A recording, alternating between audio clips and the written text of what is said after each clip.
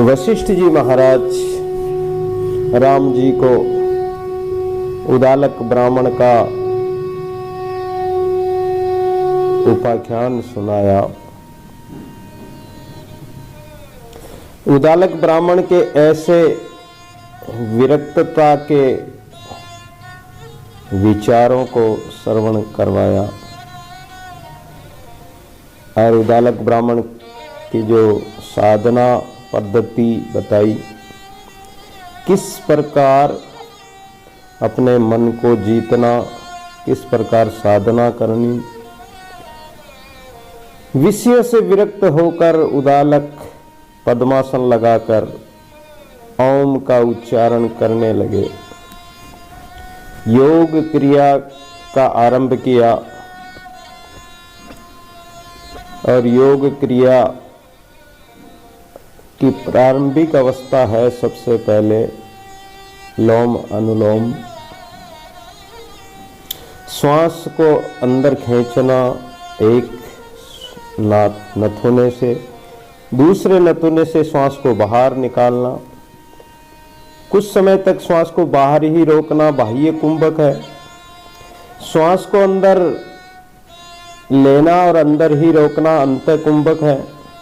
रेचक और पूरक श्वास की क्रिया जो बाहर खींचना और अंदर खींचना, बाहर फेंकना, इसके साथ में परमात्मा का ध्यान करना, अपने आत्म स्वरूप का जो ज्योति स्वरूप परमात्मा उसका ध्यान करना, तो अवश्य ही सफलता मिलेगी। राम जी ने कहा कि हे मुनिवर, उदालक के प्राणायाम का जो ये कर्म रहा, कृपा करके बतलाइए। वशिष्ठ महाराज कहने लगे कि हे राम, अकार ब्रह्मा, उकार विष्णु, मकार महेश है। ओम में जो तीन मात्राएं हैं वो तीनों देवों की प्रतीक है, ब्रह्मा विष्णु महेश की। उसमें जो अर्धमात्रा वो तुरिया है। पहले प्रकार से रेचक प्राणायाम करें, जिसकी ध्वनि के साथ जिज्ञासु के शरीर से सब प्राण श्वास भीतर से बाहर निकल जाते हैं, अर्थात श्वासों को बाहर निकालना है। हमारी जो श्वास प्रक्रिया है, इसमें हम श्वास लेते हैं और श्वास बाहर छोड़ते हैं, तो पूर्ण श्वास को बाहर छोड़ देना, अंदर श्वास रखनी नहीं, और हृदय शून्य और शुद्ध हो जाता है। इस प्रकार जो हमारी नेगेटिव या नकारात्मक जो सोच होती है, विकारमय विचार होते हैं, उन विचारों को, नकारात्मक सोच को अपने अंदर से बाहर निकालना श्वास के साथ। इस प्रकार प्रक्रिया करने से हमारा हृदय शून्य और शुद्ध होता जाता है। इसको रेचक कहते हैं। अगस्त्य मुनि ने समुद्र को 3 चूड़ों में पी लिया था। इस श्वास की प्रक्रिया के साथ यदि कोई इस प्रकार जो साधना करे, तो अगस्त्य मुनि जैसी सिद्धियां प्राप्त हो जाती है, शक्ति प्राप्त हो जाती है, और जिससे उठी हुई ध्वनि ब्रह्मा विष्णु महेश के पास तक पहुंच गई थी। उसी प्रकार उदालक ने रेचक प्राण द्वारा अपनी पूरी अष्टका का ब्रह्मरंध्र में स्थित किया। हमारी जो 5 ज्ञानेंद्रियां, 5 कर्मेंद्रियां हैं, हमारी जो तत्व है, 5 तत्व हैं, और हमारे गुण हैं, 5 तन्मात्राएं हैं, इन सब को सूक्ष्म करके और ब्रह्मरंध्र में, यानी ऊपर हमारी ऊर्जा जो शक्ति है उसको ऊपर चढ़ाना है।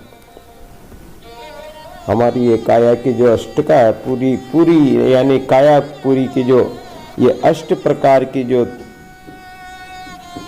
है, इस अष्ट प्रकार की पुरी को परमात्मा के समर्पित करना है।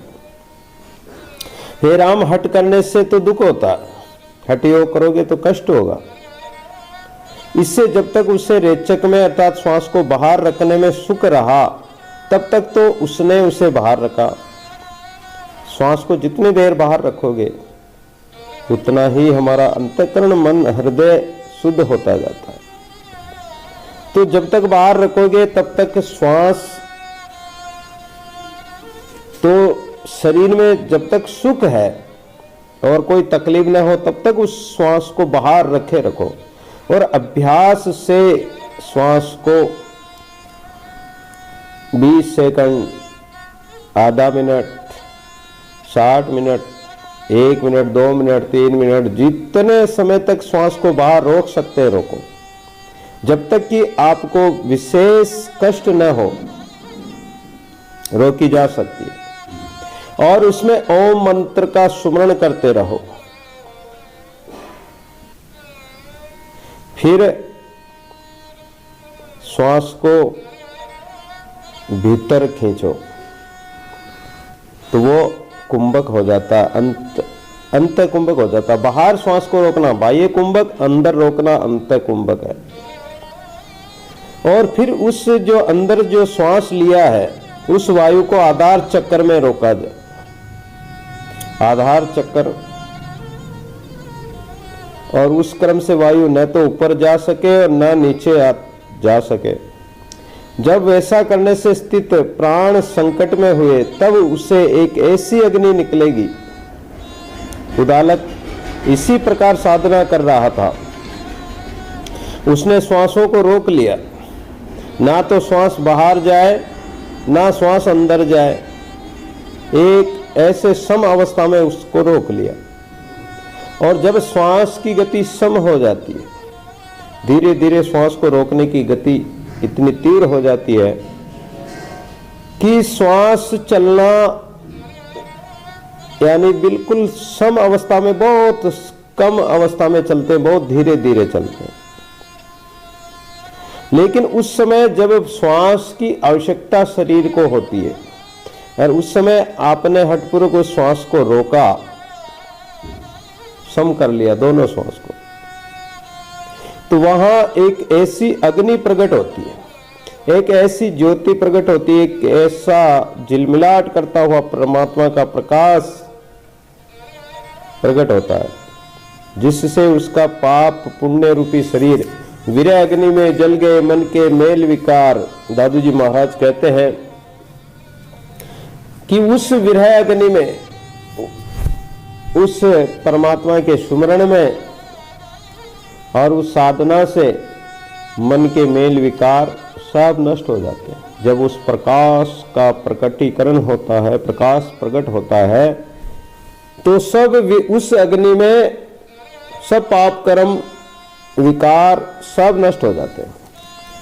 पश्चात मकार की ध्वनि से रुद्र का ध्यान करके उसने पूरक प्राणायाम किया, जिससे सब स्थान वायु से परिपूर्ण हो गए। पहले तो श्वास को बाहर ही रोका, बहुत स्थिति आ गई, प्राण निकलने जैसी स्थिति आ गई जब प्रकाश का अनुभव हुआ। फिर श्वास को अंदर खींचा तो पूरे शरीर में वायु परिपूर्ण हो गई और चित्तकला उल्टी हो गई। उसे अर्धगति प्राप्त होने से वह स्वयं पवित्र होकर औरों को भी पवित्र करने वाली हो जाती है। जो महापुरुष इस विरह अग्नि में, इस ज्ञानाग्नि में अपने विकार विषय विकारों को जला देते हैं, तो कबीर कहते हैं कि कबीर घर अपना जालिया लिया पलीता हाथ, अब घर जालू उनका जो चले हमारे साथ। उस जगह कबीर कह सकते हैं, उस जगह कोई भी कह सकता है कि मैंने अपना जो घर, घट रूपी घर के विकारों को मैंने जला दिया, और यदि कोई अब हमारे साथ चलना चाहे तो उसको भी ऐसी साधना करके अपने विषय विकार रूपी घर को जलाना पड़ेगा। वही हमारी इस मार्ग में हमारे साथ चल सकता है। जो स्वयं पवित्र हो गए हैं विकारों से, वो दूसरों को भी पवित्र कर सकते हैं। इस प्रकार उसने प्राण वायु पर विजय प्राप्त करके और तो फिर तो कहना ही क्या था, जब विजय प्राप्त हो गई, प्राण वायु श्वास की गति को सम कर लिया, प्राण वायु पर विजय प्राप्त, और पद्मासन बांध इंद्रियों को रोककर एक एकांत में जाकर वो बैठकर अपने तुरिया पद का अनुभव करने लगा। जागृत, स्वप्न, सुसुप्ति और चौथी अवस्था होती है तुरिया अवस्था होती है। तो जागृत तो हम जाग रहे हैं, देख रहे हैं, स्वप्न भी हम देखते हैं। सुसुप्ति में जब हम आनंद से सोते हो सुसुप्ति अवस्था, और जब तुरिया अवस्था आती उस समय ना ये जगत रहता है, ना स्वप्न रहता है, ना वो सुख दुख रहते हैं, फिर तो एक तू ही रहा, तू ही तू गुरुदेव हमारा, सब कुछ मेरे नाम तुम्हारा, तो तू रहा, बस तू ही रहा, एक परमात्मा ही रह जाए।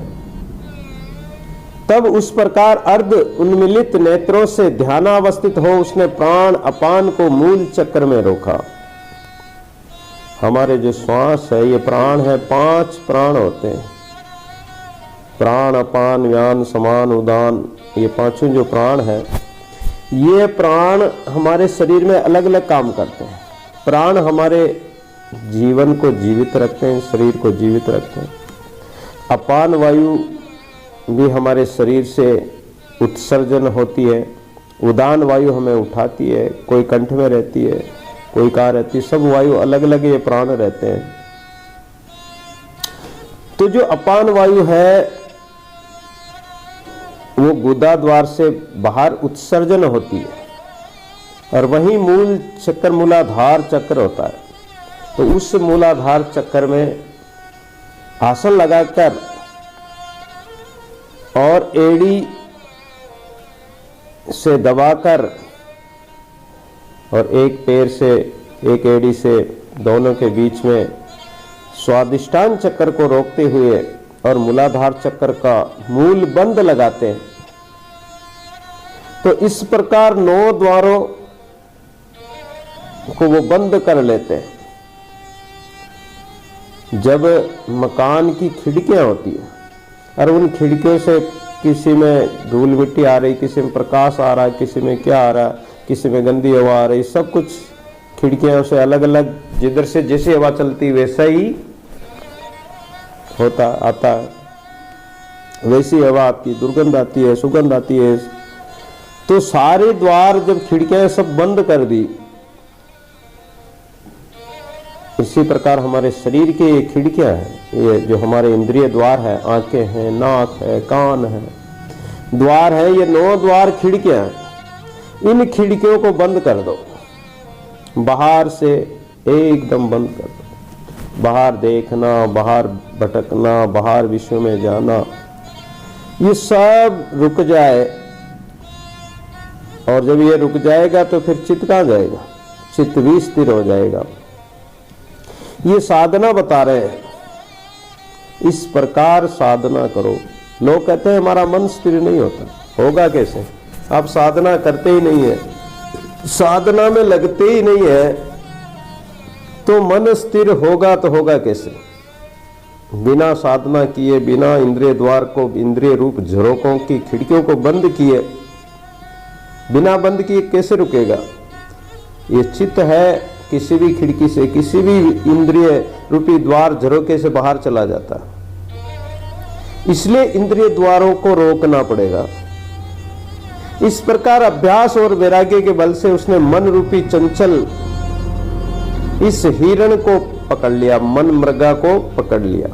जैसे हिरण उछाल मारता रहता है, कभी किधर कूदता है, कभी किधर छलांग मारता है, इसी प्रकार ये हमारा मन मृग इधर उधर छलांग मारता है। तो इसको स्मरण में लगाकर रोका जाए, तभी ये मन मृतक हो सकता है, मन मूर्छित हो सकता है। और उदालक का मन मूर्छित हो गया, उसी समय उसे राजस तामस, जब मन मूर्छित होता है लेकिन राजसी तामसी प्रवृत्तियां भी आकर फिर घेर लेती है, क्योंकि इसके शत्रु भी तो बहुत है। लड़ते लड़ते जब घायल हो जाता, मूर्छित हो जाता, तो छोटे मोटे शत्रु ही आकर घेरने लग जाते हैं। तो राजस तामस ने आकर घेर लिया।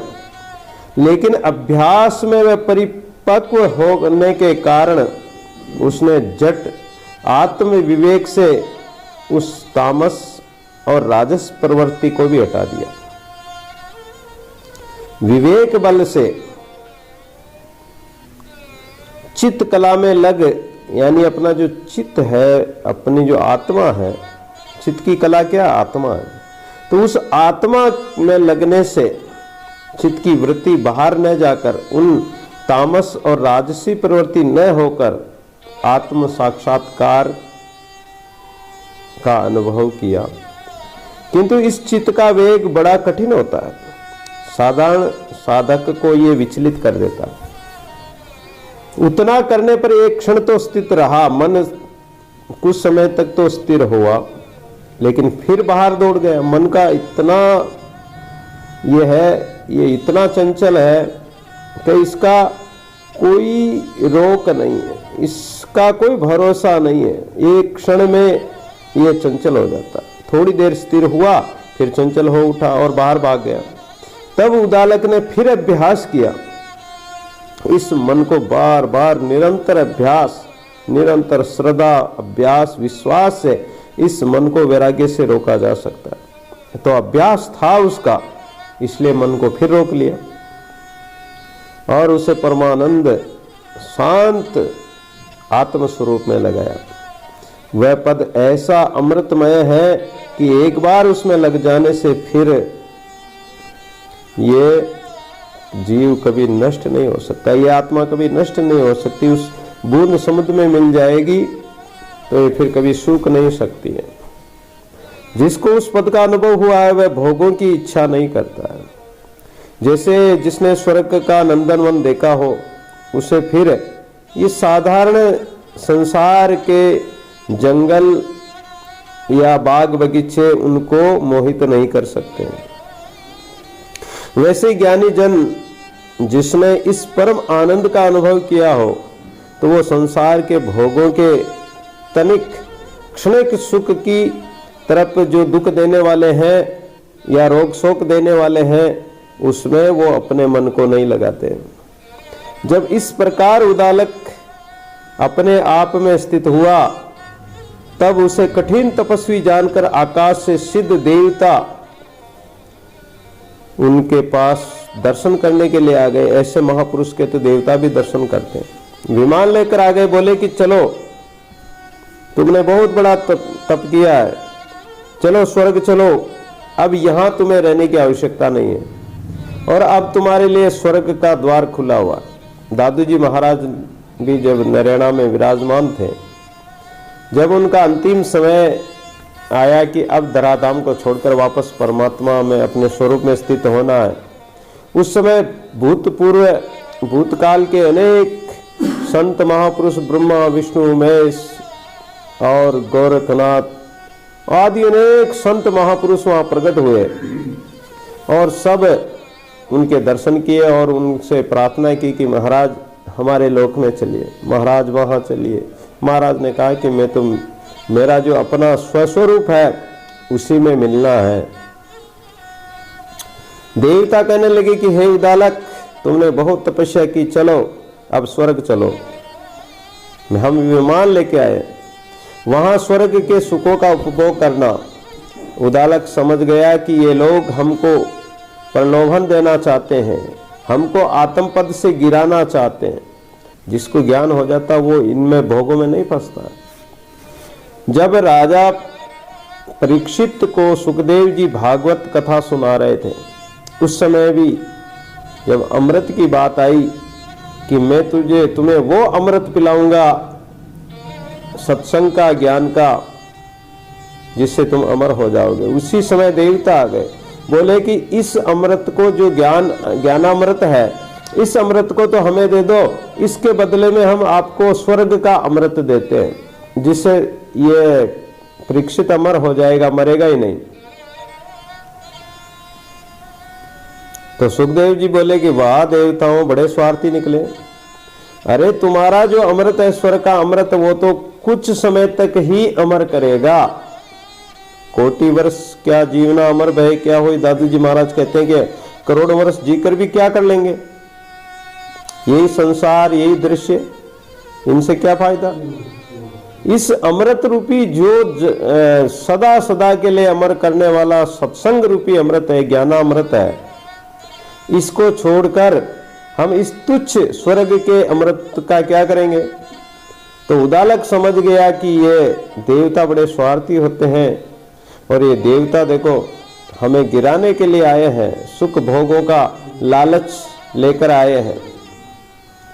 लेकिन उसने देवताओं को अतिथि जानकर सत्कार तो किया, पर स्वर्ग जाने से इनकार कर दिया। ये बहुत बड़ी बात होती है।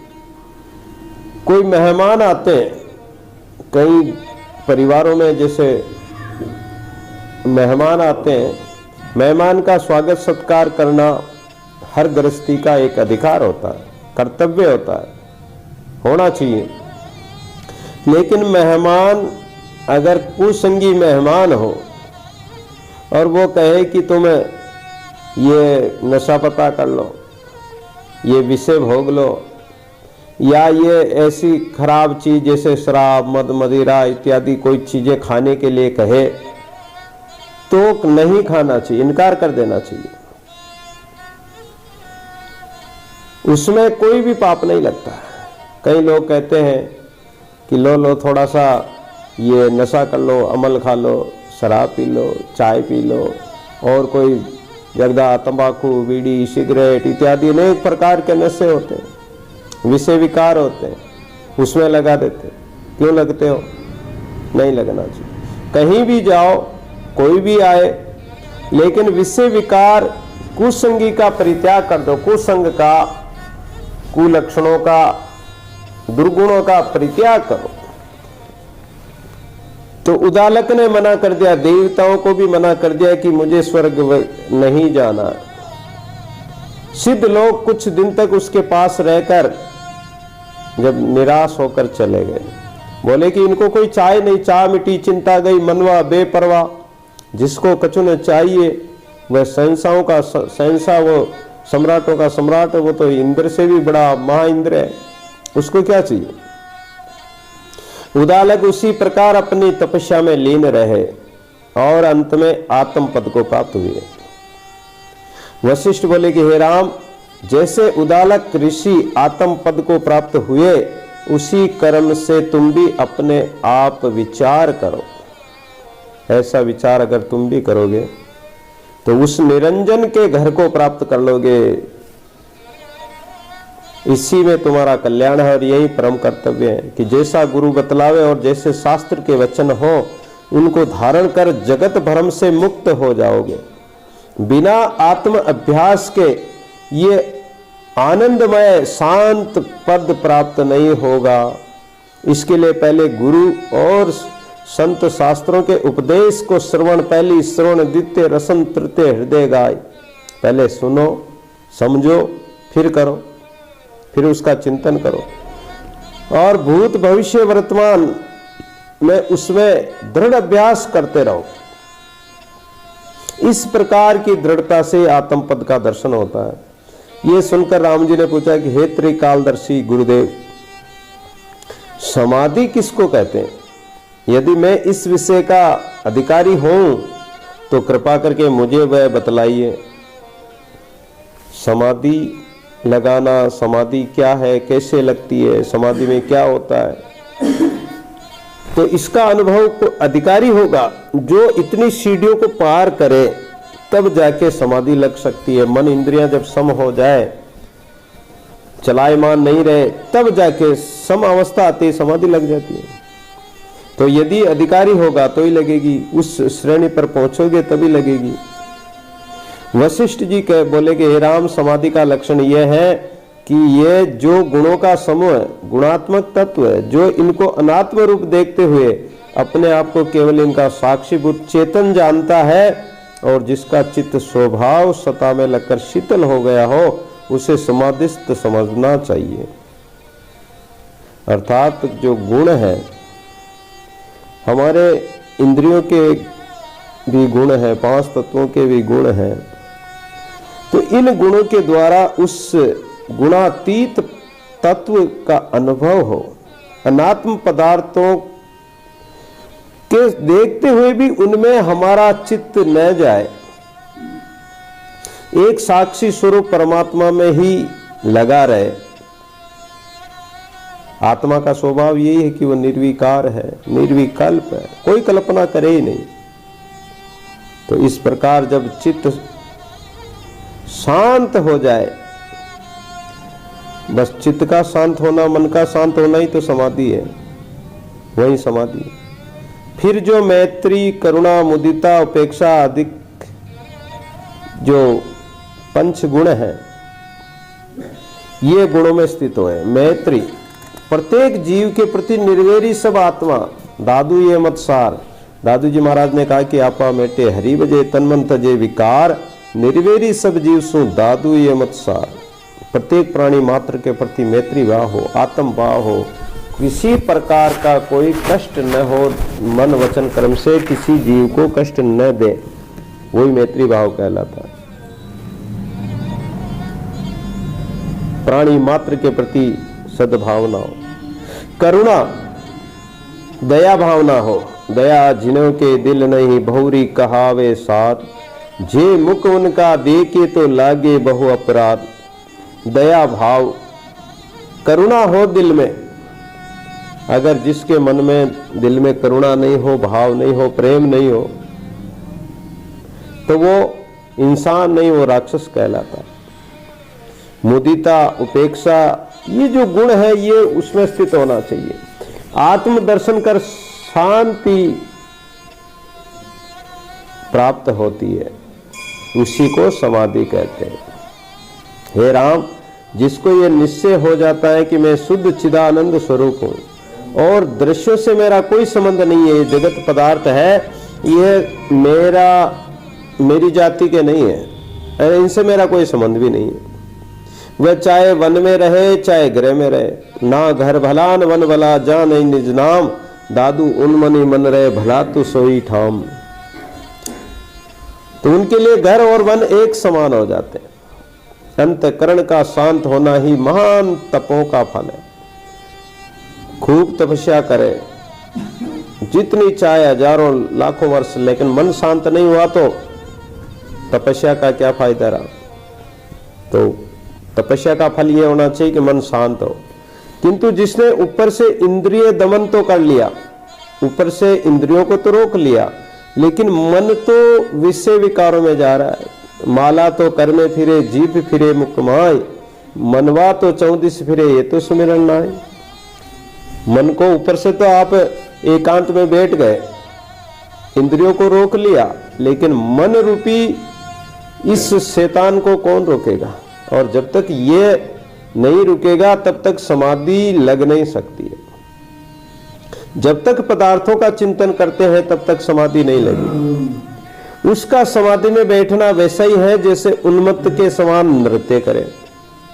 कोई नृत्य करे और वो पागल की तरह नृत्य करे तो पागल का नृत्य कोई नृत्य नहीं कहलाता है। इसी प्रकार मन शांत न हो और ऊपर से समाधि में वैसे ही करे तो वो एक नाटक या कृत्रिमता ही कहलाएगी, वो वास्तविकता समाधि नहीं होगी।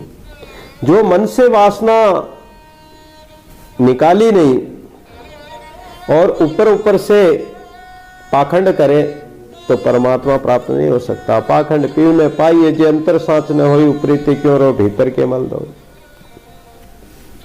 फाटी कंता पैर कर चिन्ह करे सब कोई, और ऊपर से तो फटे पुराने कपड़े पहनकर त्यागी बनते हैं, लेकिन अंदर तो माया की वासना भरी पड़ी हुई है। तो उससे कैसे समाधि लगेगी। तो उसको बुद्धिमानों की समाधि नहीं कहा जा सकता है। हे राम, ज्ञानियों में भेद क्या है? कोई ज्ञानी व्यवहार करते हैं और कोई व्यवहार से रहित होकर वन में समाधिस्थ होकर बैठ जाते हैं। परम पद के संबंध में दोनों ही समान है। कोई कर्म करते रहते हैं, कुछ न कुछ व्यवहार कर्म करते हैं, तो भी उनकी सहज समाधि होती है। कोई समाधि में बैठकर, एकांत में बैठकर समाधि लगा लेते हैं, वो भी समाधि है, उसमें कोई अंतर नहीं। उनके लिए ना तो कुछ करना है, ना उनको कोई कर्तव्य है, ना कर्तव्य है। उनको कुछ करना ही नहीं, वो कुछ करते भी नहीं है, करते हुए भी नहीं करते हैं, करता रहते हैं। वे सर्व व्यवहार करते हुए भी अकर्तृत्व अभिमान में नहीं रहते हैं, यानी अकर्तृत्ववान रहते हैं। किंतु अज्ञानी कुछ न कुछ करते हुए भी, कुछ न करते हुए भी अपनी वासनाओं के वश वो कर्म करते रहते हैं, कर्मों के बंधन में पड़ते हैं। जैसे कोई पुरुष कथा सुनने को जाए और कथा में मन न लगावे, बैठे बैठे इधर उधर उसका चित्त दौड़ता रहे, वो सुन तो रहा है लेकिन सुनते हुए भी नहीं सुन रहा है। वैसे ही ज्ञानी का चित्त आत्म पद की ओर लगा रहता है। इससे सब कुछ करते हुए भी उसे अपने कर्तापन का अभिमान नहीं होता। जो कुछ कर्म कर रहे हैं उससे उसको अभिमान नहीं होता, वो शांत रहते हैं और सब कर्म करते हुए भी उस कर्म के अभिमान से रहित रहते हैं। तो वो सब कुछ करते हुए भी वो समाधि में बैठा हुआ समझो उसको, तो उसको वित्थान जानो। हे राम, चित्त को चलायमान करने का कारण स्मृति है। हमारा चित्त चलायमान कब होता है कि हमको स्मृति आएगी, किसी की याद आएगी। किसी जगह गए तो वहां की याद करोगे तो चित्त वहां चला जाएगा, उसका चिंतन करने लग जाएगा। किसी वस्तु व्यक्ति का चिंतन करेंगे तो उसमें चला जाएगा। जब वह स्मृतियों को लेकर बैठता है तो स्मृतियां चित्त को वासनाओं में फैला देती है। पहले तो चित्त में स्मृति आएगी, स्मृति से चित्त वासनाओं में चला जाएगा, वासनाओं का जाल फैल जाएगा। फिर तो जैसे बीज से एक अंकुर पैदा होता है, वो फैल जाता है, उसका फिर बीज बनता है, उसके अनेक दाने बन जाते हैं, उससे फिर दूसरा पौधा अंकुरित हो जाता है। इसी प्रकार एक वासना को पूरी करो तो हजारों वासनाएं प्रकट हो जाएगी, क्योंकि एक बीज उत्पन्न हो गया तो बीज से बीज पैदा होता जाएगा और वासना बढ़ती जाएगी। फिर उसी प्रकार जब मन से जगत की वासनाओं का अंत हो जाता तब चित्त अचल हो जाता है, चलायमान नहीं होता है, फिर निश्चल हो जाता है। ऐसे चित्त को अचल स्थिति कहते हैं। वह ध्यान में केवली भाव से स्थित रहता है, यानी केवल एक परमात्मा का ही ध्यान है। किंतु जिसके चित्त में वासना रूपी गंध होती है तो उसी में कर्तव्य का अभिमान प्रकट होता है और वह उसी के कारण सर्वदा दुखी रहता है। वासना नष्ट होने से वह मुक्त हो जाता है। किंतु जो चित्त से निर्वासनिक हो चुका है, जिसको कोई वासना है ही नहीं, उसे ना तो कोई शोक होता है, ना कोई रोग होता है, ना कोई दुख होता है। वो स्वस्थ आत्मा में रहता है, या स्वस्थ आत्मा है, वो भी समाधि है। और जिसके हृदय से संसार का राग द्वेष मिट गया, आसक्ति मिट गई, अपना प्राय मिट गया, और जो शांति को प्राप्त हुआ उसको सदिव्य समाधि में स्थित जानो। यानी वो सदेह शरीर में रहते हुए भी वो समाधि में ही स्थित जानो उसको। ऐसी दिव्य समाधि भी है। अतः जो चित्त में पदार्था भाव है उसको त्याग कर निज स्वभाव में स्थित हो जाओ। पदार्थों का, संसार के जो दृश्य पदार्थ ये दिखाई देते हैं, इनमें किसी किसी का चित्त लग जाता है। तो इससे इन पदार्थों से, इन दृश्यों से चित्त का अभाव कराना है, इससे इस चित्त को विरक्त करना है, अलग करना है। और जो इसको अलग करके त्याग करके अपने निश्चल, अविचल और निर्विकार स्वरूप में स्थित हो जाता है, तब वह चाहे घर में रहे चाहे वन में रहे। राजा जनक की तरह वो चाहे राजमहल संभाले चाहे वन में तपस्या करे, उनके लिए दोनों ही समान है।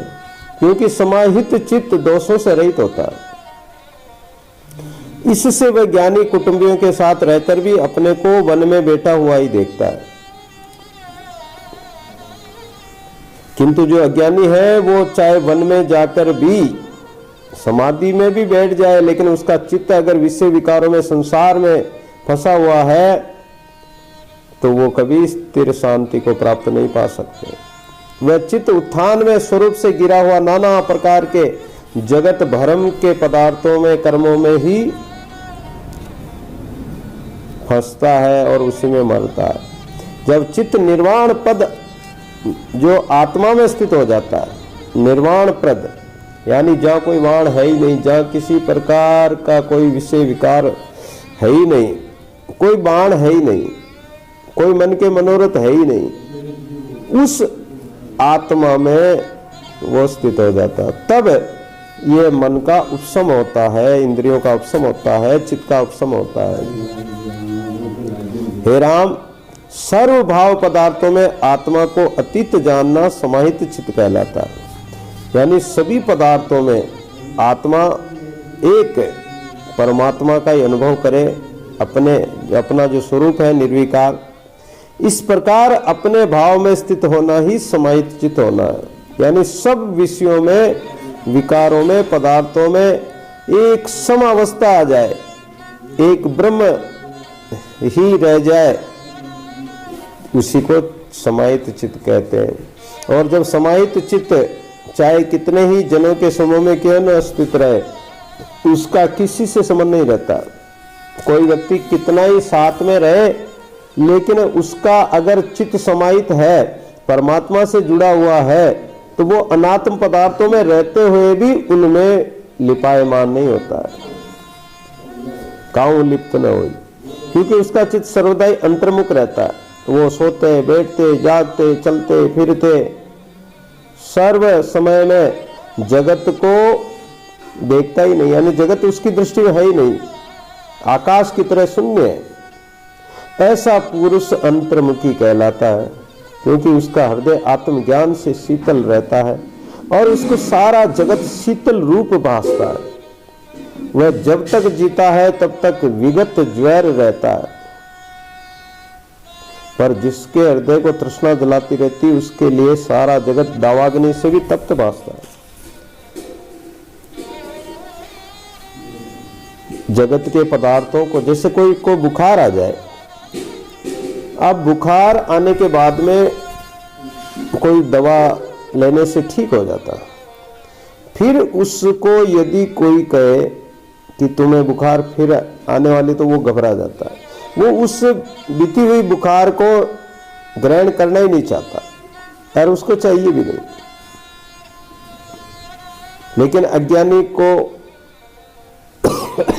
पूर्व समय के सुख दुख विकार जलाते रहते, तृष्णा जलाती रहती है, पर ज्ञानी उस तृष्णा को भी जला देता है, इस जगत रूपी दावाग्नि को भी जला देता है। ये जगत जो चित्त में स्थित रहता है, जैसी भावना चित्त में होती, उसी के अनुसार जगत के सुख दुख होते हैं। देश काल पृथ्वी स्वर्ग लोक मृत्यु लोक पाताल लोक वायु नदियां आकाश, ये जगत सब चित्त के ही अंतकरण में विद्यमान रहते हैं और वहीं इस प्रकार से विस्तृत होकर भास रहा है। जैसे बेल के बीज में बेल फैल जाता है, वैसे ही चित्त में जगत विस्तार पाता है। जैसा बीज होगा वैसा ही वो विस्तार करेगा। जैसी वासना होगी, चित्त जिसका चिंतन करेगा, वैसा ही जगत का विस्तार हो जाएगा। बाह्य जगत में सूर्य आदि जो कुछ जगत है, सब चित्त के ही अंतकरण में विद्यमान है और वही इस प्रकार से विस्तृत होकर भास रहा है। जैसे बड़ के बीज में बड़ फैल जाता है, वैसे ही चित्त में जगत विस्तार को प्राप्त होता है। बाह्य जगत में ये जो सूर्य आदि दिखाई देते हैं, वे भी चित्त के भीतर ही है। जिस प्रकार फूल खिलता है तो उसके भीतर ही सुगंध बाहर और आती है, किंतु वास्तव में न भीतर है न बाहर, किंचिंतावश चैतन्य से स्पूर्ण होता है, वैसे ही वही सता जगत रूप होकर भासती है। पर ये सारा जगत आत्म रूप ही है, इसमें ना तो कुछ सत्य है ना असत्य है। ये तो जो का त्यों आत्म सत्ता में स्थित है। तो ज्ञानियों को सर्वदा आनंदमय शांतिमय अपना जो स्वस्वरूप है वो अनुभव होता है, लेकिन अज्ञानी को तो भय होता है। अज्ञानी सब विषय विकारों के कारण नष्ट हो जाता है, उसे किसी प्रकार शांति प्राप्त नहीं हो सकती है। उसके लिए देश काल स्वर्ग पृथ्वी आकाश पाताल वायु पर्वत नदियां सब कुछ प्रलय काल की अग्नि के समान ही जलते हुए दिखलाई पड़ते हैं। पर जिसको आत्मज्ञान हो गया वो शांत स्वरूप हो जाता है, उसके लिए जगत है ही नहीं और नेत्र वाले को प्रकाश रूप ही भासता है। हे राम, एक समाहित चित्त होता है। ऐसे आत्म प्रीति वाले इंद्रियों, जो पुरुष है इंद्रियों से कर्म करते भी हैं तो भी वे हर शोक के वशीभूत नहीं होते। जो आत्मा में स्थित समाहित चित्त वाले स्थित प्रज्ञ ज्ञानी है, वो सब कुछ करते हुए भी उसके कर्म में बंधते नहीं है, उसका हर्ष शोक उनको नहीं होता है। विषय पदार्थ व्यक्ति मिलने से हर्ष नहीं होता, बिछुड़ने से दुख नहीं होता। उनका प्रधान लक्षण यह है कि वे सबको आत्म रूप देखते हैं, चित्त को नहीं देखते। अगर चित्त को देखेंगे, जैसा चश्मा चढ़ाएंगे तो वैसा ही संसार रंग रूप वाला दिखेगा। लेकिन जब बाहर के नेत्रों से देख ही नहीं रहे, आत्म नेत्रों से देख रहे हैं, ज्ञान नेत्रों से देख रहे हैं, तो आत्मस्वरूप ही दिखेगा। ना वो भविष्य की इच्छा करते हैं, ना वर्तमान की, ना उनके कोई राग है ना द्वेष। वह पूर्वोत्तर गति को देखकर हंसते हैं, वो अपनी अज्ञानमय अवस्था को देखकर हंसते हैं कि हम कितने अज्ञानी थे। जो सम पद परमात्मा आत्म पद है, उससे हम बाहर थे, दूर थे। किसी में मोह ममता करते थे, किसी से वेर विरोध करते थे, किसी में राग द्वेष करते थे। लेकिन ज्ञानी पुरुष इस सत्य असत्य अहमता ममता जगत इन सब से वो परे हो जाता है। वो चैतन्य अचैतन्य से परे, वो तो आकाश के समान स्वच्छ निर्मल, राग द्वेष से रहित, काम क्रोधादि विकारों से सर्वदा ही दूर रहता है। जैसे कोई काष्ठ की मूर्ति हो या लोहे की प्रतिमा हो, उसके समान हो जाता हो। इसकी दृष्टि में समस्त भूत प्राणी एक समान होते हैं और प्रायी संपदा की ओर आंख उठाकर भी नहीं देखता। द्वंद्व के भय से नहीं, बल्कि वह स्वभाव से ही उसे नहीं चाहता। उसकी दृष्टि में केवल सत्य भाव ही दिखलाई पड़ता है, वह असत्य तो जानता ही नहीं है। और इसी प्रकार वह ज्ञान अज्ञान जड़ और चैतन्य को भी वह नहीं देखता है और केवल अद्वैत तत्व को ही देखता है। उसका चित्त सदैव ही महाशांत परम पद में स्थित रहता है। उसके लिए उठना बैठना, आना जाना या सूर्य अस्त होना या उदय होना, ये सब उनके लिए कुछ भी नहीं है। वह ना तो भोगों को चाहता है, ना कोई कर्म करता है, और वो तो शांत होकर बैठा रहता है। वो चाहे कुछ भी कर्म करे, लेकिन उस कर्म के बंधन में वो पड़ता ही नहीं, वो चलाकर कुछ करता ही नहीं। स्वाभाविक जो कर्म है वो होते रहते हैं, लेकिन उसमें वो लिपायमान नहीं होता। चाहे वो गंगादि तीर्थों में स्नान करे, वहां रहे, उसके शरीर पर कोई अगर चंदन का लेप करे, चाहे कीचड़ लपेट दे, उसके लिए कीचड़ भी वही है तो चंदन का लेप भी वही है। उसके शरीर को चाहे कोई कष्ट पहुंचाए, जड़ भरत को मारने के लिए, शंकराचार्य को मारने के लिए देवी की कापालिक लोग देवी के चढ़ाने लगे थे, लेकिन उनको कोई कष्ट नहीं हुआ। ले जाकर खड़ा कर दिया, खड़े हो गए, तलवार चलाने लगे, देवी प्रकट हो गई, बोले कि अरे दुष्टों, ऐसे महापुरुषों को मारते हो। लेकिन उनको कोई चिंता नहीं थी। शरीर कटकर गिर जाए, चाहे चिरकाल तक बना रहे, उसको स्वप्न में भी अगर वो कुछ कर्म करे तो भी उसका कलंक नहीं लगता उनको। ये स्वर्ण के समान ही सर्वदा दोषों से रहित होते हैं। सोने को चाहे कोई आभूषण बनाकर गले में पहने, चाहे वो कीचड़ में गिर जाए, तो सोना ही रहता है। इसी प्रकार ज्ञानी महापुरुष चाहे कहीं भी रहे, उसको कर्तापन का लेस मात्र भी पाप नहीं लगता है। कर्तापन में वो फंसते ही नहीं है। दादू करता हम नहीं करता, और कोई करता है सो करेगा, तू जो नहीं करता हो, करता क्यों बनते हो भाई? इस प्रकार चेतन में अहंता का होना ही दोष है। अगर हमारे चित्त में अहंकार होगा, अभिमान होगा, तो आप दोष के भागी, अपराधी है। तिल तिल का अपराधी तेरा, रति रति का चोर, पल पल का मैं गुनी तेरा, बख्शो गुण मोर। परमात्मा से प्रार्थना करते रहो कि हे प्रभु, हम तो आपके अपराधी हैं। क्यों है? कि हम बार बार हर वस्तु, व्यक्ति, पदार्थों का अहंकार करते हैं, ये मेरा, ये मेरा। और पल पल श्वास जो दिए परमात्मा ने, परमात्मा का नाम सुमिरन नहीं करते हैं, तो हम अपराधी हैं, परमात्मा के चोर हैं। अहंकार के वश ही जीव नाना प्रकार के सुख दुख भोगता है और परंपरागत जन्मों को धारण करता है। जो जीव कर्म करके आया है, वो फिर जन्म मरता है, फिर जन्म लेता है, और हर जन्म में उसको कोई न कोई चोर, डाकू, सिंह, व्याघ्र, जानवर, जीव जंतु, अनेक प्रकार का भय प्राप्त होता है। अहंकार न हो तो दुख कोई भी प्राप्त नहीं होगा, परम शांति मिलेगी। हे राम, ये जो चित्त आदि जगत है वह आत्मा से ही प्रकट होते हैं। जैसे मिर्च से तीक्ष्णता अलग नहीं है।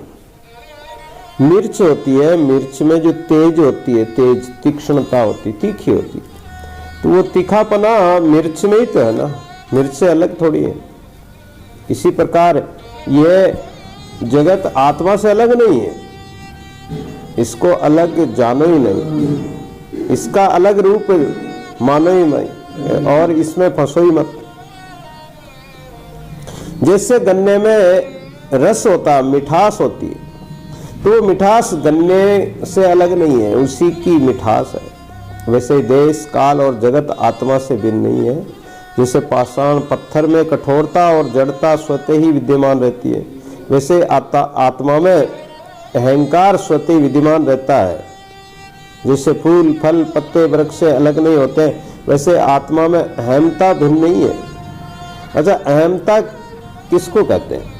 अपने आत्म स्वरूप की अहमता होना ही सत्य है।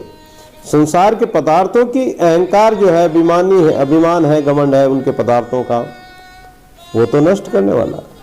लेकिन जो आत्मा की जो अहंता है कि मैं आत्म स्वरूप हूं, ब्रह्मास्मि हूं, तो वो उससे अलग नहीं, फिर तो वो उसी का रूप हो जाता है। जैसे अमृत में अमरता होती है, आत्मा में ऐसे ही देश, काल, शक्ति सब विद्यमान हो। जैसे मणि में प्रकाश होता है। ये जो कुछ दृष्टिगत हो रहा है, जो भी प्रकाश वाले पदार्थ हैं, आकाश निज स्वभाव में स्थित रहता है, वैसे ही आत्मा में सत्य स्थित है। यद्यपि वह स्वयं निष्किंचन, तथापि किंचनता भी उससे भिन्न नहीं है, और उसी किंचनतावश अथवा उसी संवेदनवश वह निष्किंचन आत्मा संवेदन रूप होकर भासता है। और जैसे जल में द्रवता होती है, वायु में गमनता होती है, वैसे ही ज्ञान रूप आत्मा में अहंतावश रूप, देश, काल और जगत भासता है। अहंकारवश ये जगत इत्यादि दिखाई देता है। ज्ञानी जन सब कुछ जानते हैं, आत्मसत्ता ही सर्वत्र फैली हुई है। तो ज्ञानी के अंतःकरण में कोई भेद नहीं होता, वो किसी प्रकार का अहंकार नहीं करते हैं, किसी प्रकार से उनमें जगत होता ही नहीं, जगत की वासना होती ही नहीं। कामहीन क्रोध जाके, लोभहीन मोह ताके, मदहीन मत्सरन कोवन विकारो है। पापहीन पुण्य जाने, हर्षिने शोक आने, देहिते न्यारो। निंदा न प्रशंसा करे, रागहीन देश धरे, लेनहीन देन जाके, कछु न पसारो है। सुंदर कहत ताकि अगम अगाध गति, ऐसो को साधु सो तो राम जी को प्यारो है। तो ज्ञानी के अंतःकरण में ये विषय विकार, ये जगत, पदार्थ, कुछ भी देश काल वस्तु होते ही नहीं, वो इनका अहंकार करते ही नहीं।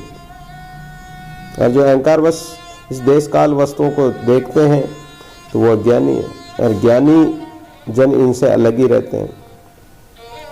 ज्ञानी जन तो आत्मसत्ता में स्थित रहते हैं, उनमें जगत और इसका कोई भेद रहता ही नहीं है।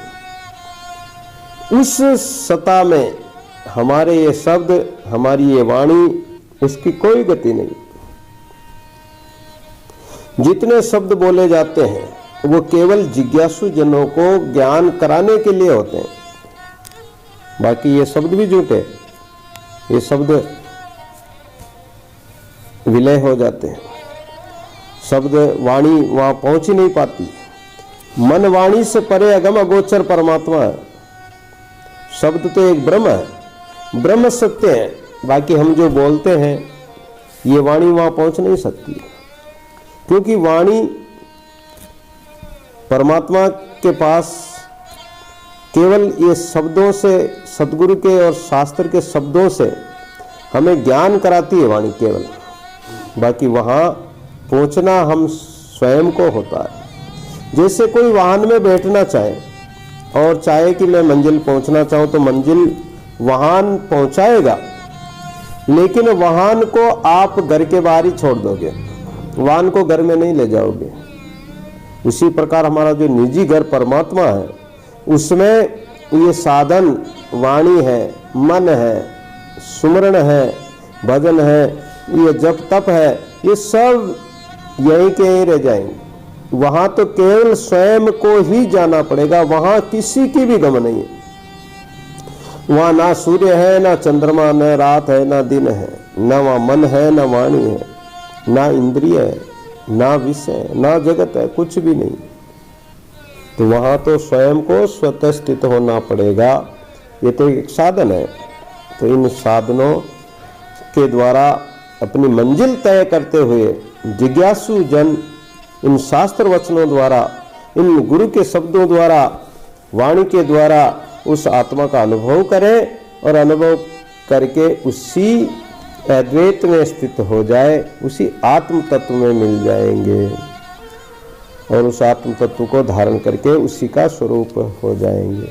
लेकिन होंगे जब ही कि जब उसको धारण करेंगे, तो धारण करके उस आत्म स्वरूप परमात्मा में लीन हो जाते हैं। सत्य राम साक्षी सर्वाधार, अजय अविनाशी अपरंपार। सत्य राम साक्षी सर्वाधार, अज अविनाशी अपरंपार। अज अविनाशी अपरंपार, अज अविनाशी अपरंपार, अज अविनाशी